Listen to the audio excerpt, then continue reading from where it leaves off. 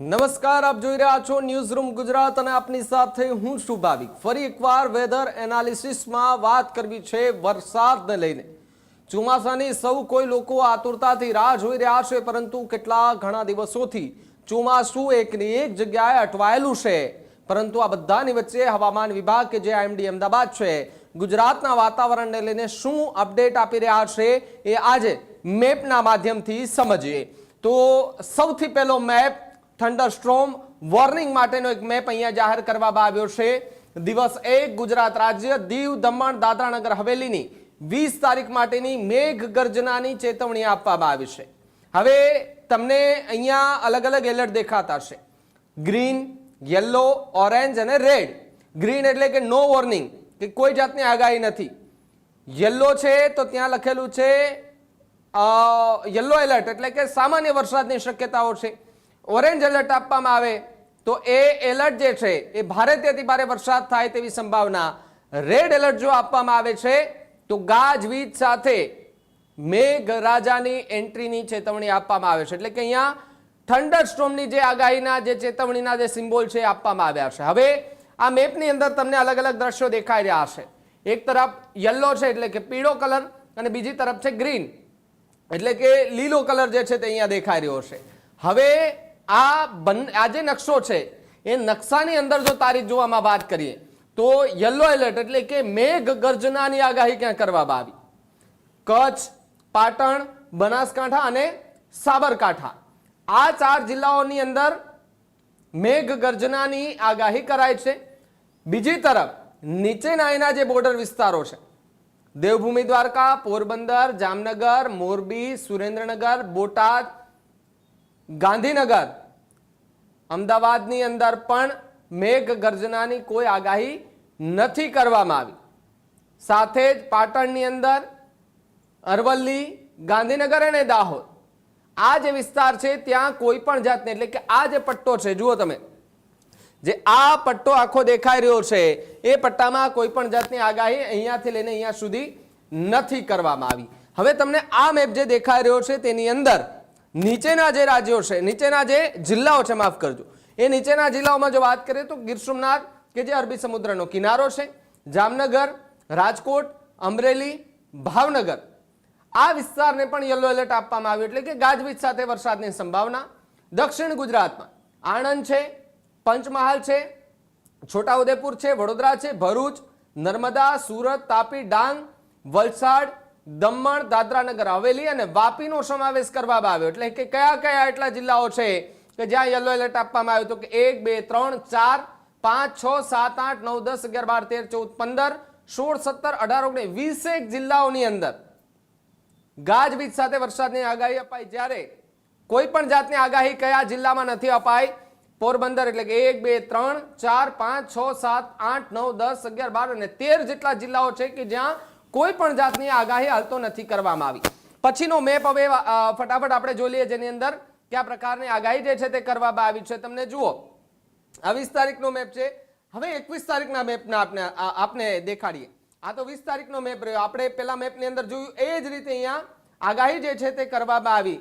પરંતુ હવે આની પછીના મેપની અંદર 21 તારીખના મેપમાં શું બતાવી રહ્યું છે એ પણ અહીંયા જોવાનો પૂરતો પ્રયાસ કરીએ। હવે તમને અડધો ભાગ સફેદ દેખાઈ રહ્યો છે, અડધો ભાગ ગ્રીન દેખાઈ રહ્યો છે, એટલે કે જે આ વિસ્તાર છે ત્યાં કોઈ આગાહી નથી કરવામાં આવી અને અહીંયા એકદમ સૂકું વાતાવરણ રહેશે। તડકો જે છે તે પડી શકે તેવી સંભાવનાઓ હાલ જોવા મળી રહી છે। એટલે કે 21 તારીખ માટે કોઈ પણ જાતની આગાહી નથી કરવામાં આવી। ડ્રાય રહેવાનું છે આખો આ વિસ્તાર, કચ્છનો અને સૌરાષ્ટ્રનો છે તે ડ્રાય રહેશે। જે આ વિસ્તાર છે, સૌરાષ્ટ્રનો કેટલોક ભાગ છે, દક્ષિણ ગુજરાતનો કેટલોક ભાગ છે, ત્યાં પણ કોઈ જાતની આગાહી નથી કરવામાં આવી। 22 તારીખના મેપમાં કયા પ્રકારની આગાહી કરવામાં આવી છે? 22 તારીખમાં પણ સેમ ટુ સેમ જ છે, પરંતુ પોરબંદર અને આસપાસનો જે વિસ્તાર છે તેની અંદર એકદમ ડ્રાય વાતાવરણ રહે તેવી સંભાવનાઓ વર્તાઈ રહી છે। અહીંયાથી તમે જુઓ કે આ ગ્રીન ઝોન છે, અહીંયાથી આ વ્હાઇટ ઝોન દેખાઈ રહ્યું છે, એટલે કે અહીંયા એકદમ સૂકું વાતાવરણ છે અને અહીંયા પણ તડકો પડી શકે તેવી સંભાવનાઓ હાલ જોવા મળી રહી છે। આના પછીના મેપની અંદર કયા પ્રકારની આગાહી કરવામાં આવી છે જુઓ તમે, અહીંયા લગભગ જિલ્લાઓની અંદર ડ્રાય વાતાવરણ વધી ગયું છે, એટલે કે કચ્છની અંદર કોઈ નથી આગાહી કરવામાં આવી। પોરબંદર, જામનગર, દેવભૂમિ દ્વારકા, અમદાવાદ, સુરત સુરત એ બધું દક્ષિણ ગુજરાતમાં રહી ગયું, પરંતુ ઉત્તર ગુજરાત, કચ્છ અને સૌરાષ્ટ્રનો જે કેટલોક ભાગો છે, તમે જો કે આજે એટલો ભાગ છે એ ભાગની અંદર પણ કોઈ જાતની આગાહી નથી કરવામાં આવી. આના પછીના મેપમાં કયા પ્રકારની આગાહી કરવામાં આવી છે જુઓ તમે. એકદમ આખું ગુજરાત ડ્રાય સ્ટેટ જે છે તે થઈ ચૂક્યું છે, ડ્રાય વાતાવરણ થઈ ગયું છે. અહીંયા આ જે વિસ્તારથી લઈ અને આખા વિસ્તારની અંદર એકદમ વ્હાઇટ છે. સાથે જ ગીર સોમનાથ, ભાવનગર સહિતનો જે વિસ્તાર છે ત્યાં એ ગ્રીન ઝોન દેખાઈ રહ્યું છે. દક્ષિણ ગુજરાતના કેટલાક ભાગોમાં ગ્રીન ઝોન અત્યારે દેખાવા પામ્યું છે અને કોઈ જાતની આગાહી જે છે તે નથી કરવામાં આવી. આના પછીના મેપમાં કયા પ્રકારનું વાતાવરણ છે? સેમ ટુ સેમ 25 તારીખમાં એ જ પ્રકારનું વાતાવરણ દેખાઈ રહ્યું છે. એટલે કે વરસાદની હજુ પણ કદાચ રાહ જોવી પડે તેવી સંભાવના છે. જો કારણ કે અહીંયાથી તમને આખો મેપ જે છે તે દેખાઈ રહ્યો છે. અને નીચેની જો વાત કરવામાં આવે તો સૌરાષ્ટ્રના એટલા 3 જિલ્લા, દક્ષિણ ગુજરાતના 8 થી વધારે જિલ્લાની અંદર ગ્રીન કલર દેખાઈ રહ્યો છે. એટલે ત્યાં કોઈ આગાહી નથી. ઉપરના જે વિસ્તાર છે ત્યાં પણ કોઈ જાતની આગાહી નથી કરવામાં આવી. આના પછીનો જો કોઈ મેપ હોય તો એ પણ આપણે જોઈ લઈએ. 26 તારીખનો મેપ છે. 26 તારીખના મેપમાં પણ સેમ 3 જિલ્લા સૌરાષ્ટ્રમાં અને બાકીના 8 જિલ્લા જે દક્ષિણ ગુજરાતમાં આવેલા છે ત્યાં પણ ગ્રીન એલર્ટ છે. એટલે કે ત્યાં કોઈ જાતની આગાહી નથી કરવામાં આવી. એકદમ ડ્રાય રહેવાનું છે, વાતાવરણ સૂકું રહેવાનું છે. એટલે કે ગુજરાતની અંદર 25 થી લઈને 26 તારીખ સુધી કોઈ પણ જાતની આગાહી નથી કરવામાં આવી. આના પછીનો જો કોઈ મેપ હોય તો એની અંદર પણ આપણે હવે જોઈ લઈએ. કારણ કે છેલ્લે 26 તારીખ સુધી જે છે તેમણે હવામાન વિભાગે આગાહી કરી હતી અને આ 26 તારીખના મેપની અંદર મેં તમને જે બતાવવાના પ્રયાસ કરે કે કોઈ પણ જાતનું રેડ એલર્ટ નથી આપવામાં આવ્યું. અને આના જ કારણે વરસાદી સિસ્ટમ જો સક્રિય થાય છે તો ગુજરાત પર પણ મેઘો મહેરબાન થાય તેવી પૂરેપૂરી સંભાવનાઓ જોવા મળી શકે છે. તમારા આસપાસ કયા પ્રકારનું વાતાવરણ છે, વરસાદી ઝાપટા પડ્યા છે કે કેમ, અમારા કમેન્ટ બોક્સમાં ખાસ લખજો. બાકી મને આપો રજાને. આપ જોતા રહો ન્યૂઝરૂમ ગુજરાત, ગુજરાતનો ગર્જનાદ. નમસ્કાર. ખેડૂત ભાઈઓ છે ખેતરમાં ડ્રોન ઉડાવતા હોય છે ત્યારે આપણે એક પ્રશ્ન સતાવતો હોય છે કે જે આપણે અત્યાર સુધી જીપીએસ ટેકનોલોજી વાળા ડ્રોન વાપર્યા છે, જેથી કરીને મોબાઈલ ટાવર છે અથવા તો હાઈ ટેન્શન લાઇન પસાર થતી હોય, કોઈ વૃક્ષો હોય, ત્યારે જે જીપીએસ ટેકનોલોજી વાળા ડ્રોન છે એમાં ટકરાય અને ટ્રેસ થાય છે.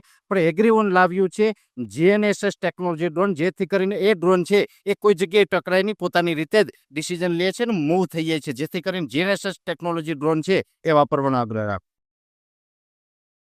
હજુ સુધી તમે અમારી ચેનલને સબસ્ક્રાઇબ નથી કરી તો અત્યારે જ ન્યૂઝરૂમ ગુજરાતને સબસ્ક્રાઇબ કરો. ફેસબુક અને ઇન્સ્ટાગ્રામ પર ફોલો કરો.